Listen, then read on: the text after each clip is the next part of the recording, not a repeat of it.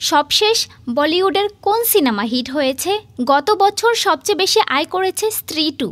সিনেমাটির বৈশ্বিক আয় ছিল 858 কোটি রুপি। ভুলভুলাইয়া 2 আয় করেছিল প্রায় 400 কোটি রুপি। ভারতের সেরা 10 আয় করা সিনেমার তালিকায় 6টিই ছিল দক্ষিণ ভারতের। অন্যদিকে বলিউডে এখন একের পর এক দক্ষিণের রিমেকের পাশাপাশি নির্মাণ হচ্ছে দক্ষিণী ধারার সিনেমা। বলিউড এখন তার নিজস্বতা হারাচ্ছে, এতে কোনো সন্দেহ নেই। সে কথা একদিকে যেমন বলছেন বিশ্লেষকরা, অন্যদিকে বলছেন বলিউডের অভিনেতারাও।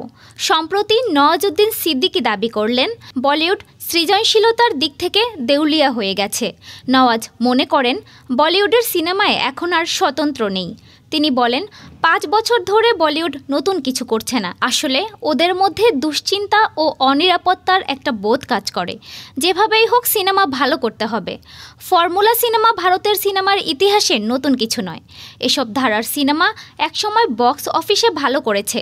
প্রযোজকরা এসব সিনেমাই বানিয়ে গেছেন, আর এখন চলছে অ্যাকশন ও সিকুয়ালের বাজার। বলিউডের সুসময় ছিল মোটামুটি 2012 সাল পর্যন্ত।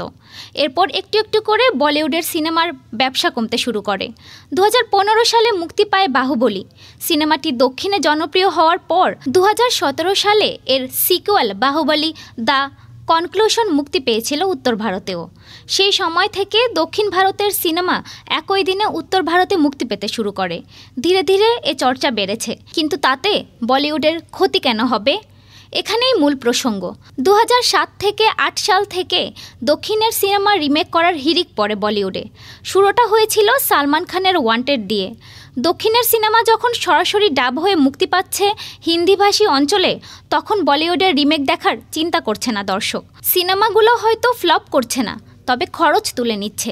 এর বাইরে নিরীক্ষা করছেন না নির্মাতারা। সে কারণে বলিউডকে দেউলিয়া বলছেন অনেকে। ডেস্ক রিপোর্ট, আজ বার্তা।